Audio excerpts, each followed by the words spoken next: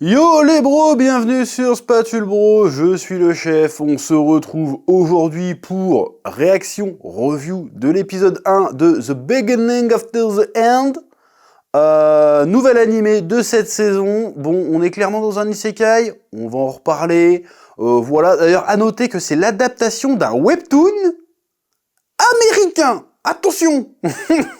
C'est la première fois que j'entends parler d'un truc comme ça, donc je trouve ça assez stylé. Le mec, il doit être comme un fou. Si c'est un mec ou une gonzesse là qui a fait l'histoire, il doit être comme un fou. Son truc, c'est un carton sur Picoma, il me semble. C'était un light novel avant aussi, il me semble. Et là, boum, ça sort en animé. C'est assez stylé. Voilà, donc j'ai regardé ça à tout hasard parce que j'ai cru comprendre que c'était un peu attendu. Du coup, bah, on va en parler aujourd'hui. Hein, voilà, oui. Avant de commencer, Spatule Jump numéro 1 en précommande sur Ulule. Vous êtes près de 1400 à l'avoir déjà précommandé. Il vous reste une trentaine de jours pour le faire. Ça fait plaisir, il y a un voyage au Japon à gagner. C'est mon Shonen Jump à moi pour faire découvrir des artistes mangaka francophones au travers de 5 histoires courtes méga stylées. Voilà, plein de goodies, des trucs comme ça pour soutenir la création mangaka indépendante française, messieurs, dames. Lien en description et dans le commentaire épinglé. Place à la revue du jour.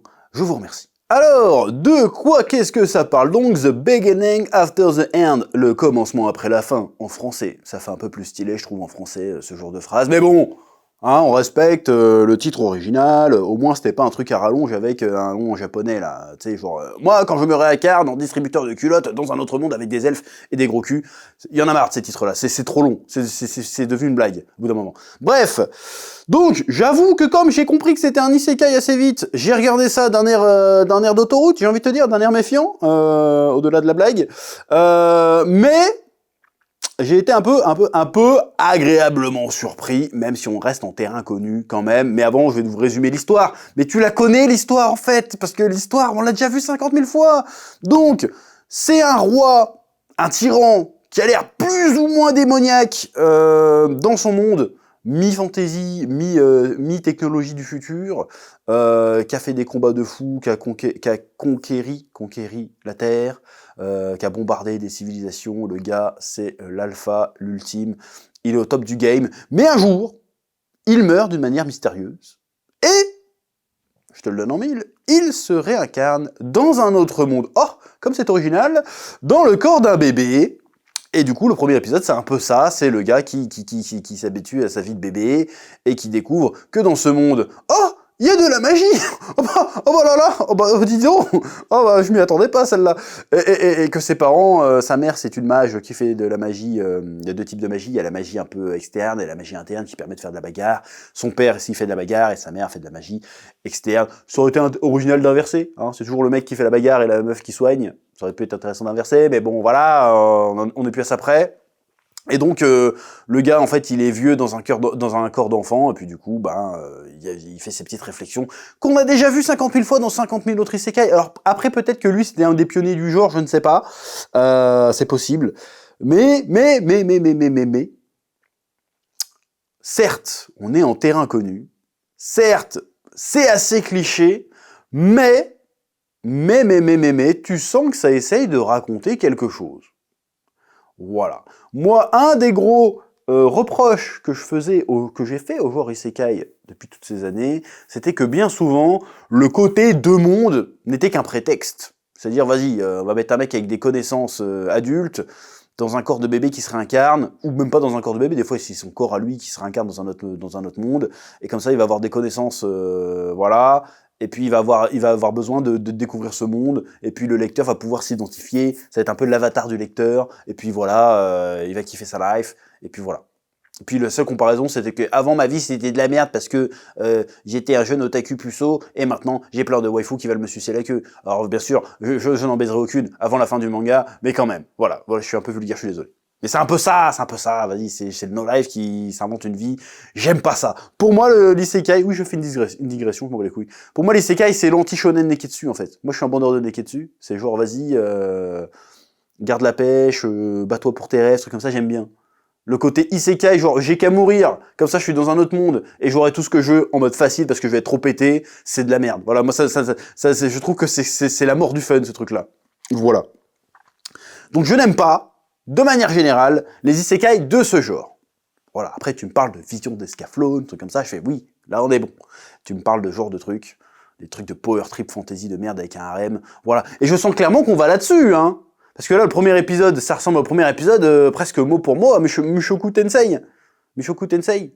Bon, il paraît que Mushoku Tensei, c'est bien quand même. Mais bon, moi j'ai regardé 3 épisodes, arrivé au 4e, il est déjà en train de se faire des waifus. Tu vois, je fais, bon, c'est bon. Faut arrêter maintenant. Voilà, surtout qu'après, là, j'ai vu que dans les autres saisons, le gars, il avait 2 femmes et tout. Là, tu dis, mais attends, on est où, là? Bon, pourquoi pas, mais je veux dire, c'est quoi le rapport avec sa vie d'avant? On s'en bat les couilles. Donc c'est ça, c'est pour ça que je disais ça. C'est que, normalement, dans la fiction, quand tu opposes 2 mondes, tu t'en sers de les mettre en parallèle pour développer un propos, développer une réflexion. Que le personnage grandisse, avance, apprenne quelque chose. Là, j'ai l'impression qu'on est un peu là-dessus. Voilà, mais encore une fois, c'est le premier épisode. Je suis sûr qu'arrivé au 4-5e épisode, ça va repartir en mode « En fait, je suis trop balèze, toi tu vas me sucer, toi tu vas me sucer, toi tu vas me sucer. » Voilà, je sens que c'est ça qui va se passer, et ça va m'énerver. Mais, force est de constater que pour ce premier épisode, tu sens qu'il y a un effort fait avec des retours dans le monde d'avant pour t'expliquer qui est le personnage. Alors, il n'est pas vraiment nommé, je crois. Bah, j'ai vu dans le synopsis que c'était le roi Grey, et que maintenant il s'appelle Arthur quelque chose. Donc on a un roi qui, a priori, dans sa vie d'avant, venait d'un milieu vraiment défavorisé, orphelin. Il a jamais connu de famille ou d'amour ou quoi que ce soit. Il devait se battre. T'as l'impression que c'est un enfant soldat qui a dû gravir les échelons de sa société à coups d'épée, vraiment dans un monde très très dur, qui arrive dans un monde où il est un bébé tout mignon, il est rempli d'affection et d'amour, dans un milieu paisible. Voilà, mais au début il comprend pas trop, il arrive pas à avoir de sentiments envers ses parents, puis au final, à la fin, quand ses parents lui sauvent la vie, parce qu'il a fait le con en développant ses pouvoirs alors qu'il devait pas, et il se rend compte qu'en fait il ressent de l'attachement et de l'amour pour ses parents, et que ses parents ressentent de l'amour pour lui, et qu'en fait il a jamais connu la chaleur d'une famille, la chaleur d'un foyer, et du coup ça l'émeut, et du coup c'est bon, il est attaché à ce monde, voilà. Sauf que j'ai le sentiment quand même qu'en fait ça va s'arrêter là. Je sais pas pourquoi, je sens que ça va s'arrêter là, alors que c'est super intéressant. T'as un tyran qui a eu une vie de merde, qui s'est fait trahir et tout, machin, qui arrive dans un monde où là, hop, il y a un autre paradigme. Du coup, avec ce nouveau paradigme, va-t-il devenir quelqu'un de bon, de vertueux, ou va-t-il rester la pourriture qu'il était avant? Donc t'as un peu la réflexion de l'inné et de l'acquis, comme on dit. Suis-je né pour être un fumier, ou est-ce que c'est mon environnement qui a fait que moi j'étais un fumier? Est-ce que si j'avais été dans un autre environnement, une autre histoire, est-ce que j'aurais été quelqu'un de différent? Ça, c'est intéressant. Bon, c'est vu et revu comme cette thématique, mais ça peut être intéressant pour peu que ce soit bien fait. Donc moi, si on part là-dessus, je dis cool. Si on part dans un power trip fantasy à la con, parce que ça a l'air d'être ça aussi, ça a tous les codes, j'ai envie de dire c'est dommage. Si le gars est trop cheaté, c'est dommage. Alors que si le gars doit galérer alors qu'il était cheaté avant, c'est beaucoup plus intéressant à raconter comme histoire. Je suis désolé, c'est beaucoup plus intéressant à raconter comme histoire. T'imagines? T'arrives, t'es dans un monde de ouf, à la base, t'es trop fort, t'as des pouvoirs de fou, t'es au top du game, boum, tu dois reboot, t'es une grosse merde. T'as aucun talent pour rien, tu dois vraiment te cravacher à fond pour retrouver tes pouvoirs d'avant, ne serait-ce que la moitié. Ça, c'est une histoire de fou, ça, je signe, ça, une histoire comme ça, tu me fais un isekai comme ça doit certainement exister, ça, je veux bien regarder. Et tu m'enlèves le dire de waifu, de machin, de bidou chouette, tu refais toute l'histoire inverse où le gars doit se reconstruire de zéro, là t'as l'esprit shonen, là il se passe quelque chose. Si là c'est juste pour mettre un mec qui fait « Oh, ma vie d'avant elle était triste et tout », peu importe le contexte, et que là il va arriver, il est méga cheaté parce qu'en fait il a un cerveau de 50 piges dans un corps de gamin, et que du coup il peut déjà lire la même langue alors qu'il est dans un autre monde. Ok, au moins dans Mushoku Tensei il doit apprendre la langue. Là non, il connaît tout directement. Là ça devient intéressant. Enfin non, par contre ça devient pas intéressant, ça devient beaucoup moins intéressant, ça devient vu et revu, et puis après finalement, le fait qu'il vienne d'un autre monde n'a plus aucun impact dans l'histoire, à part le fait qu'il soit cheaté. C'est ça que je trouve dommage, alors qu'il y a un concept de fou à faire, tu vois.